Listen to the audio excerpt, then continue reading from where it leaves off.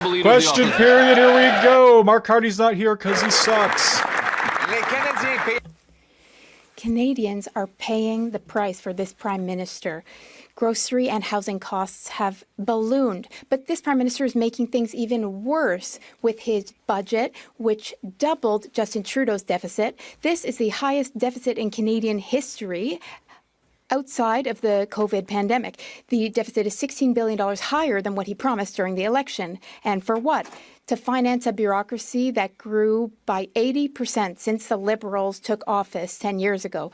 Now, the government House leader says that this will have minimal impact on democracy. Why do Canadians have to pay for all this? The Honourable Minister of Industry. Thank you, Mr. Speaker. Clearly, the Leader of the Opposition did not read the budget. Had he read the budget, he would see that currently we are bringing down operating costs, government operating costs.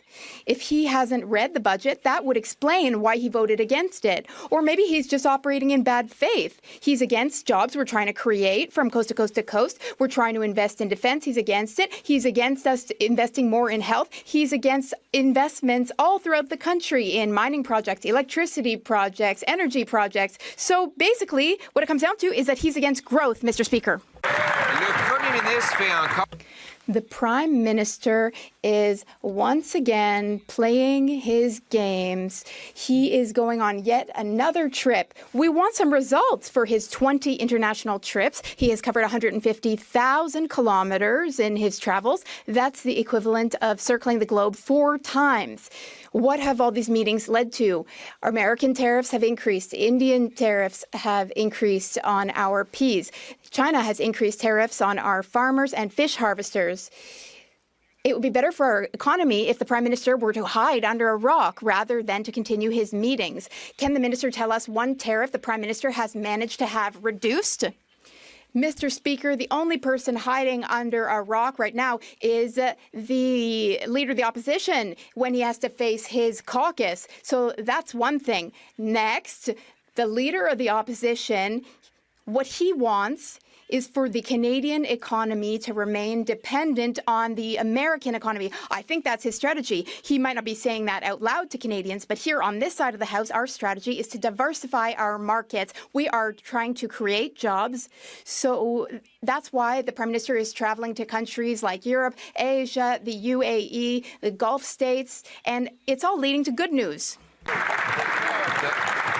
are paying the price for this Prime Minister through record-high grocery and housing cost inflation, but he wants them to pay even more. He's doubled Justin Trudeau's deficit, the biggest deficit in Canadian history outside of COVID, $16 billion bigger than he promised, shattering his other promise to reduce the debt-to-GDP ratio.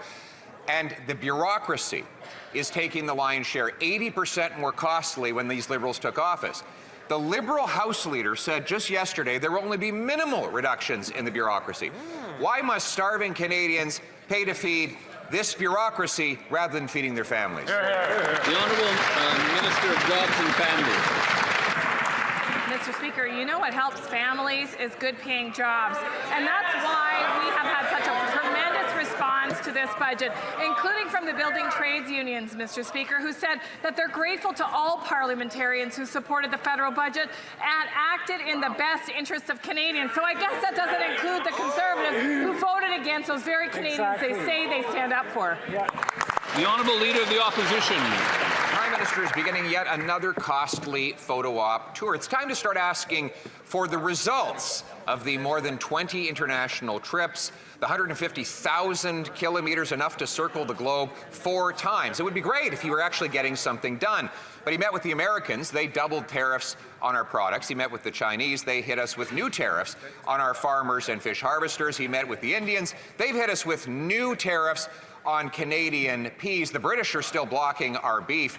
Can the Prime Minister give us even one example of a tariff that his international meetings have succeeded in reducing? The Honourable Minister of International Trade. The opposition has been in this House for more than 20 years with not much to show. Here's what we've accomplished in the last few months in trade. We've signed new trade deals with Ecuador, with Indonesia. We advanced trade discussions with ASEAN, Philippines, Thailand, wrapping up. Again, it was a bit too noisy. Could the honourable minister continue, please? We've signed new trade deals with Ecuador, Indonesia. We're advancing trade negotiations with ASEAN, Philippines, Thailand, wrapping up a FIFA with the UAE. We have legislation before this House to expand our trade ties with the UK. Together, these countries represent 750 million potential consumers. While the Prime Minister is opening doors for workers and businesses, the other side is focused on shutting them shut. Thank you, Mr. Speaker. Honourable Leader of the Opposition. All that adds up to not a single tariff reduced in the Prime Minister's 8 months of traveling the globe. And now let's move on to his costly agenda on pipelines. In June of 2014, the Conservative government approved a pipeline from Alberta to the Pacific. November 29, 2016, this Liberal government cancelled that pipeline, ordering the Energy Board to dismiss it. March 27, 2021, this current Liberal Prime Minister said that he supported cancelling the pipeline.